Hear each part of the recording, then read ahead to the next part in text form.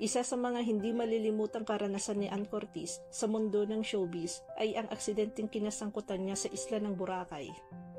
Habang nagbabakasyon at nagre-relax kasama ang ilang kaibigan, nagdesisyon silang mag-jet ski. Ngunit sa hindi inaasahang pagkakataon, bumangga ang sinasakyan ni Ann na jet ski sa isa pang jet ski, dahilan para magtamo siya ng malalim na sugat sa kanyang kanang pisngi. Ayon sa mga nakasaksi, mabilis siyang dinala sa ospital at agad na nilapatan ng lunas. Kinailangan niyang tahiin ang sugat na umabot na halos 6 na tahi. Sa panahong yon, marami ang nabahala dahil kilala si Ann bilang isa sa mga pinakamaaliwalas at paganda sa industriya. Maraming tagahanga ang nagdasal at umasa na hindi ito mag-iwan ng permanenteng marka sa kanyang mukha. Sa mga panayam pagkatapos ng insidente, ibinahagi ni Ann na ilang pulgada na lang sana at ang tama ay aabot na sana sa kanyang mata, kaya't labis ang kanyang pasasalamat na ligtas siya at walang mas malalang nangyari. Matapos ang ilang linggong pahinga at gamutan, bumalik siya sa trabaho.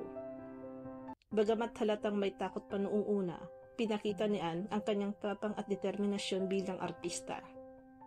Marami ang humanga sa kanya dahil sa halip na magreklamo, ipinagpatuloy niya ang trabaho at ginamit ang karanasang yun bilang inspirasyon upang mas maging maingat at mas matatag sa buhay. Hindi lang yun ang pagkakataon na nasugatan siya. Sa mga sumunod na proyekto, lalo na sa pelikulang Baybas, huling naranasan ni Ann ang hirap ng mga action scenes. Ayon sa kanya, halos araw-araw siyang may pasa, galos at gasgas dahil sa matitinding eksena ng habulan at suntukan.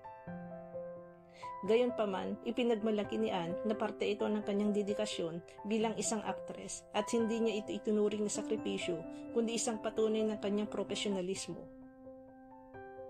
Matapos ang aksidente, bumuhos ang suporta mula sa mga tagahanga at kapwa-artista. Marami ang nagkomento sa social media noon na si Ann ay isang halimbawa ng fighter at strong woman.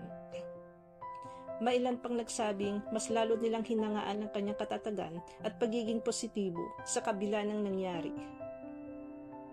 Sa mga susunod na taon, tuwing mababanggit ang aksidente, palaging sinasabi ni Ann na tinuring niya itong second chance at paalala na huwag kalimutang mag-ingat kahit sa mga panahong masaya. Ngayon, makikita sa mga larawan ni Ann na halos wala ng bakas ng aksidente. Mas lalo pa nga siyang hinangaan dahil sa kanyang confidence at grace. Para sa marami, ang karanasang yon ay naging simbolo ng pagbangon at lakas ng loob ng isang babaeng hindi pinanghinaan ng loob kahit muntik na siyang madisgrasya.